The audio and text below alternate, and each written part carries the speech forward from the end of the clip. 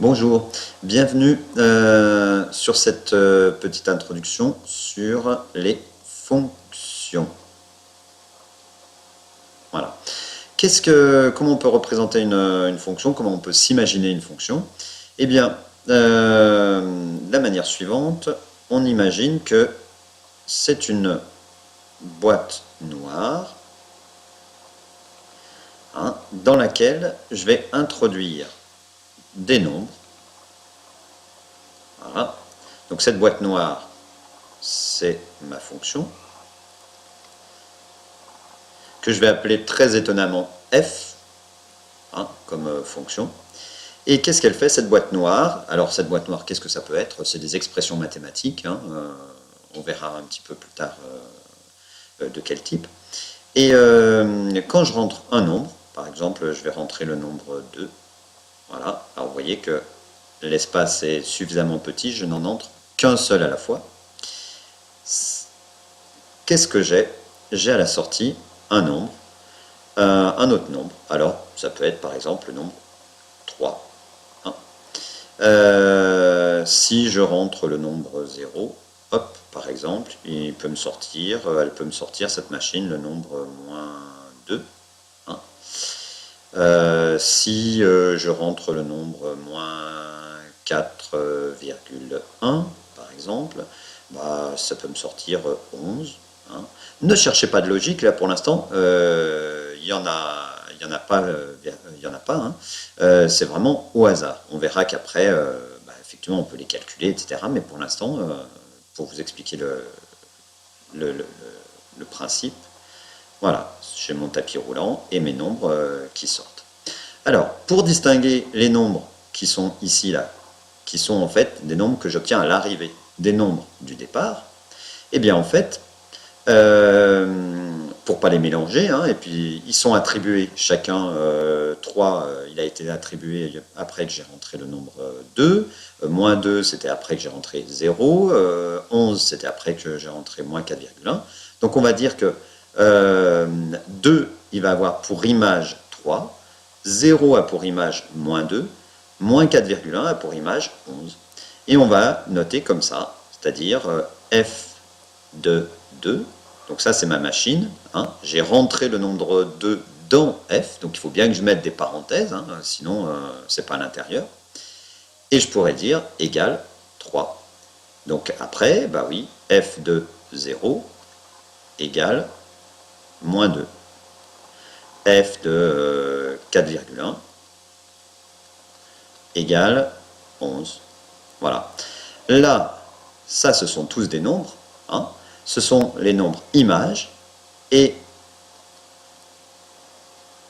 images. Voilà.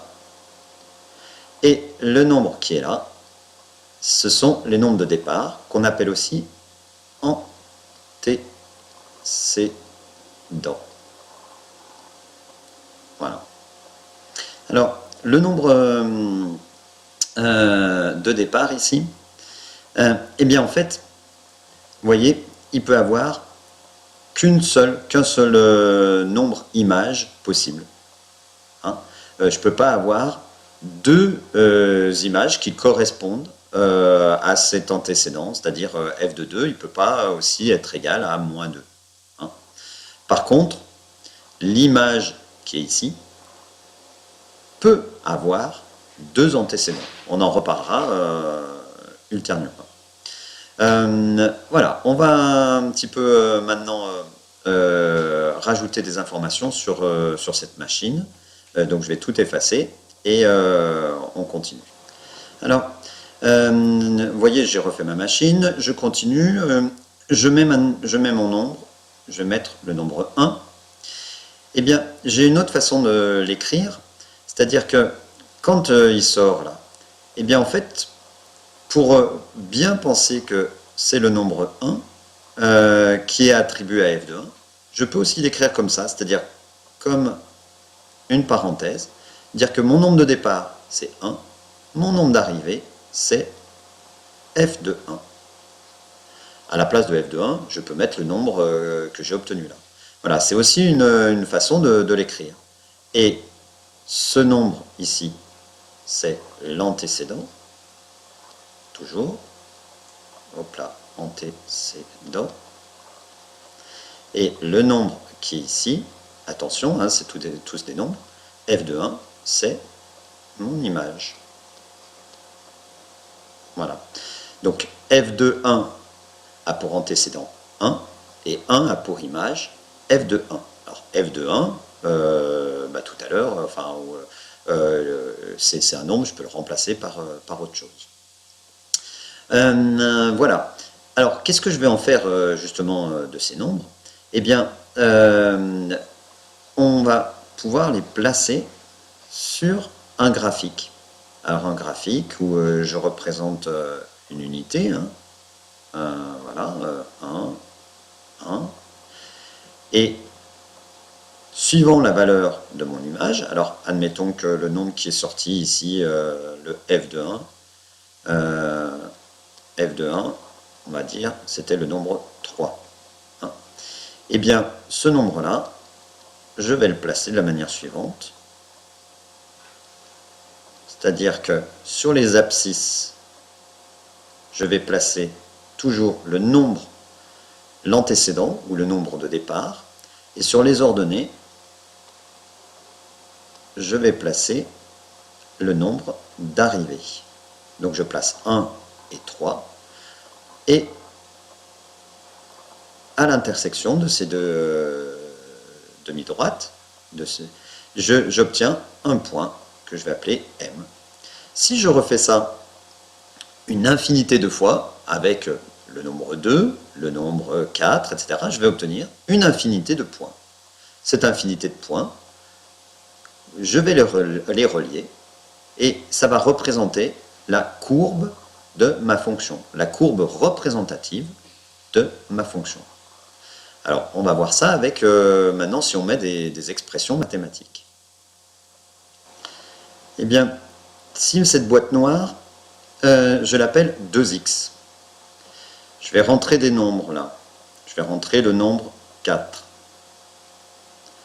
Donc, ce nombre 4, il va rentrer dans ma machine qui s'appelle 2x. Il va venir à la place du x. La machine va faire le calcul, ou toi tu fais le calcul, ou avec ta calculatrice. 2 fois 4, 8. Qu'est-ce qui va me sortir? Eh bien, l'antécédent, donc toujours 4, et l'image, 8. Donc là, f de 4 égale 8. Graphiquement, je représente le nombre 8, 4, 5, 6, 7, 8. Voilà. Et voilà. J'ai un premier point. Si je fais la même chose avec le nombre 2, hop, je rentre 2. 2, 2 fois 2, 4. Donc à ce moment-là, hop, bah, je mets à la place l'antécédent, c'est 2. L'image, 2 fois 2, 4. Donc ici, f de 2 égale 4. Donc à 2 ici en abscisse, puisque c'est l'antécédent en abscisse, et l'image en ordonnée à 4. Et voilà, j'ai à nouveau un point. Je refais ça avec le nombre 0 par exemple. 0. Hop, ici, qu'est-ce que je vais mettre? Alors, dis-moi, oui, 0. Et 2 fois 0, 0. Donc, le point, c'est en 0 en abscisse, 0 en ordonnée, c'est ici. Voilà. Et voilà comment je vais petit à petit construire la courbe représentative de ma fonction. Alors, justement, l'intérêt maintenant d'étudier les fonctions, c'est que on va essayer de deviner à l'avance quelle courbe on va obtenir. Hein, si c'est une droite, si c'est une courbe qui augmente, qui diminue, etc. Ça va être l'objet de l'étude des fonctions. On va reprendre un exemple. Voilà, je vais effacer, puis je vais reprendre une boîte noire. Alors, prenons cette fois l'expression, allez, soyons fous, racine de x moins 2. Cette expression, je peux, alors, à l'arrivée, ça sera f de x égale. On peut aussi l'écrire sous cette forme-là, d'accord? Alors, je rentre un nombre, je vais rentrer le nombre 0. Hop, 0, il rentre, il vient là, il fait racine de 0, 0, moins 2, moins 2. Donc, qu'est-ce qui sort?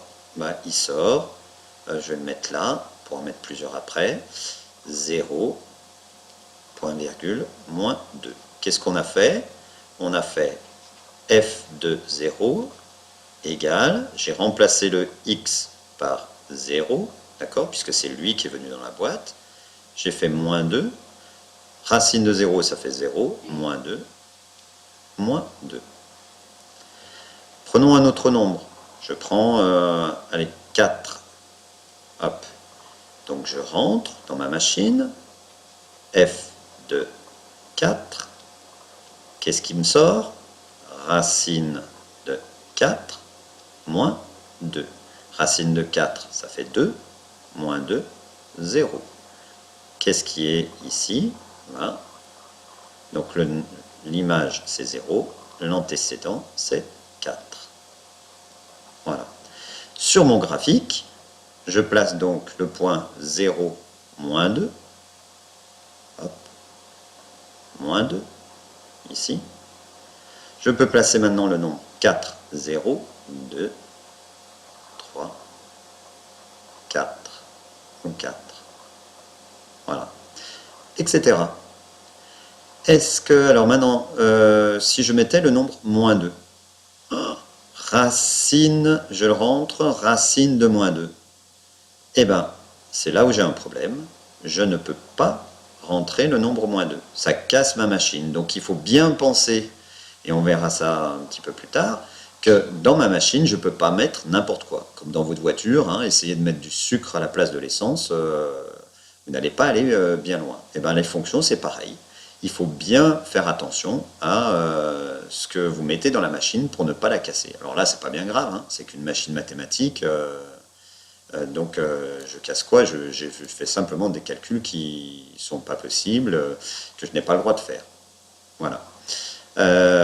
Par contre, je peux rentrer 25 16e, par exemple. Je rentre 25 16e. Hein. Ça, c'est un nombre qui est autorisé.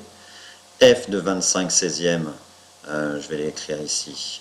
F de 25 16e, c'est quoi? C'est racine de 25 16e, ok, hop, moins 2, racine de 25 16e, c'est racine de 25, c'est 5, racine de 16, c'est 4, hein, c'est les propriétés sur les racines carrées, moins 2, on met au même dénominateur, ça fait moins 8 sur 4, et 5 moins 8, ça fait moins 3 quarts, donc 25 16e, a pour image moins 3 quarts.